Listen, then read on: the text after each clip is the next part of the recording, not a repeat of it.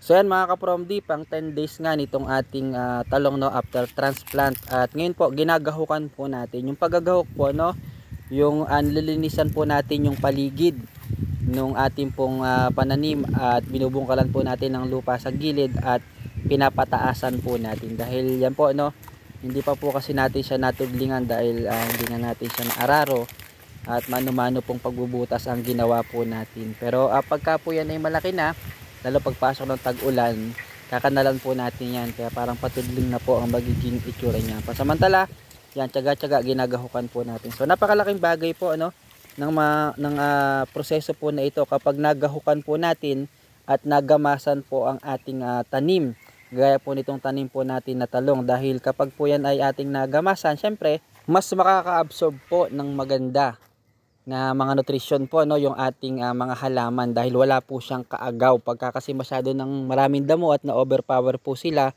ang mangyayari po niyan mga ka-Promdi, hihina ang paglaki ng ating mga halaman. Kaya pag atin po yung nagamasan habang ginagahukan po natin, ay mas makaka-spread out no, walang kaagaw dun sa ilalim, yung baga yung ugat niya, walang mga sagabal na ugat ng mga damo, at the same time ay wala pong kaagaw doon po sa nutrisyon na nandun po sa lupa. At ang isang kagandahan mga ka-Promdi, pagka ganitong nalilinisan at nagagahukan po natin itong ating 1 week old or 10 days no, mahigit 1 week po na talong, ay nabubuhaghag po lalo yung lupa.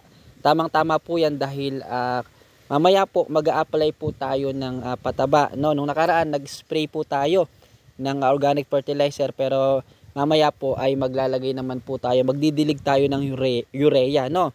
So ituturo ko din po sa inyo papaano po naman po ang pag-apply ng urea dito po sa ating tanim na talong. At dyan, dahil po siya ay buhagag na ganyan, mas makaka-spread out po yung kanyang mga ugat. At dahil lalagyan po natin ng pataba, yan, sigurado po ang pagganda at paglaki po niya.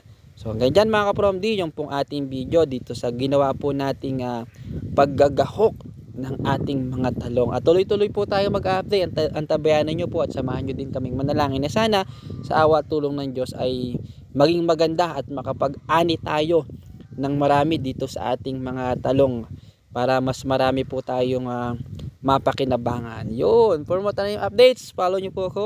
Salamat po.